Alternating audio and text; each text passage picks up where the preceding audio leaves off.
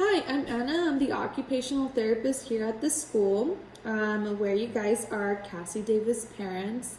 And before we get started, I just wanted to let you know what we're going to be doing today.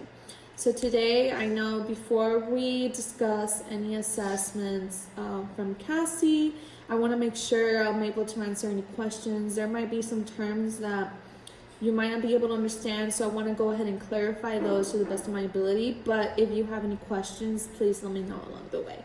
So let's start with the first term. We have a raw score. So basically what a raw score is basically just a score. Now let's pretend Cassie did an exam and she got 90 out of 100. That is it. Basically, it's the unaltered score or measurement without doing any modification to that. So 90 would be the raw score. Now, let's talk about standard deviation. So basically, the standard deviation is how spread out the data is from the average, or in other words, the mean. So it usually transforms into a nice normal bell curve, and it kind of looks like this. So we have the middle line would be the mean, and then this would be one standard deviations from the average, two standard deviations from the average, and so forth. So what this exactly tells us is that it just basically gives a place to a score within this bell curve. So usually the middle one would be like the 50th percentile, then one or two standard deviations above the mean would be like 80 to 98 percentile, and then right over here would be around the 16 or second percentile. If someone demonstrates to be one standard deviation below the mean, doesn't necessarily mean they got a low score. It just means that it was 16% of individuals around their class grade, whatever we compare, that they got that score. So basically, it just helps us put in a picture and identify if a value is a standard or expected when closer to the mean. A standard score. So we talked about a raw score, and a raw score was unaltered score. Nothing to it. It was just 90 out of 100, as we explained earlier. A standard score would be to transform that 90 of 100 exam score into this normal bell curve. So basically, we're going to put that standard score and place it into the curve and see where it stands. So if we transform the 90 score into the bell curve, it will enable us to interpret the score within the normal distribution. By doing this, we'll be able to identify how many standard deviations is the score from the mean. And this is also referred to as the z-score. A percentile. You might hear this at the doctor's office when they're checking your child's weight or their height. So let's pretend Cassie measures 4 feet tall. And the doctor might say, hey, Cassie is within the 99th percentile within her age range. So what exactly does it mean? Is this good? Is this bad? It just basically means that 99% of children her age have the same or even less than height. Age equivalent.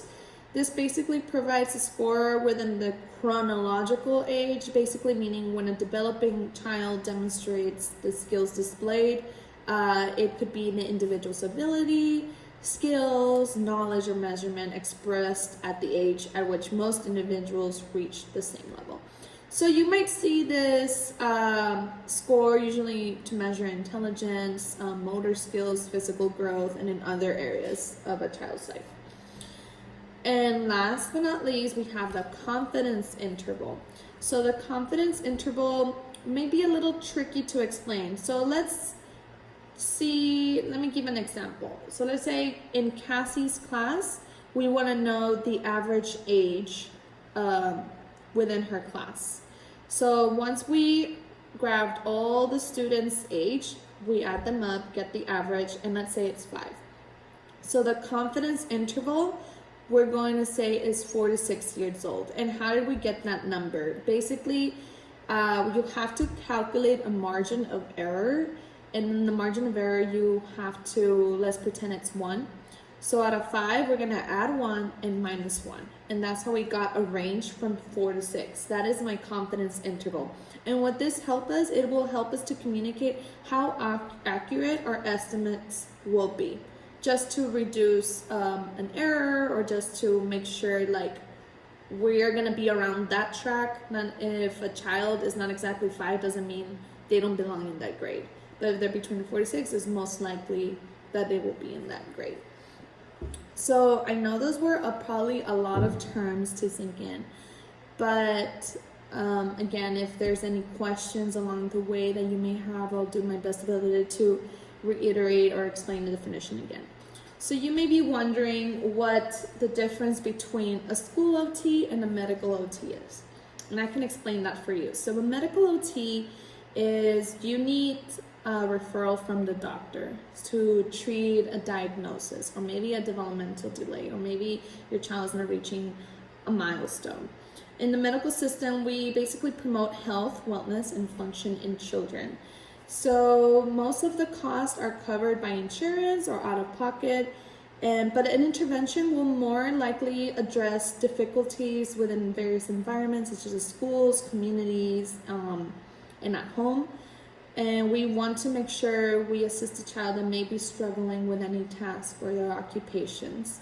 In an education realm, we don't need a referral from the doctor. Basically, a member of the team, such as a teacher, will notice something within the child, like maybe a skill that hasn't been met, and we would like an occupational therapist in the school to evaluate it.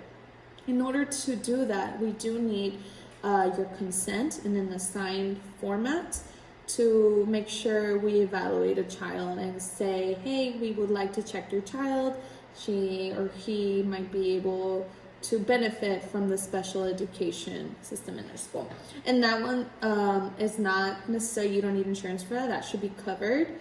And basically, in the education, we educate children to be productive members of society and assist them with their educational curriculum and academic performance.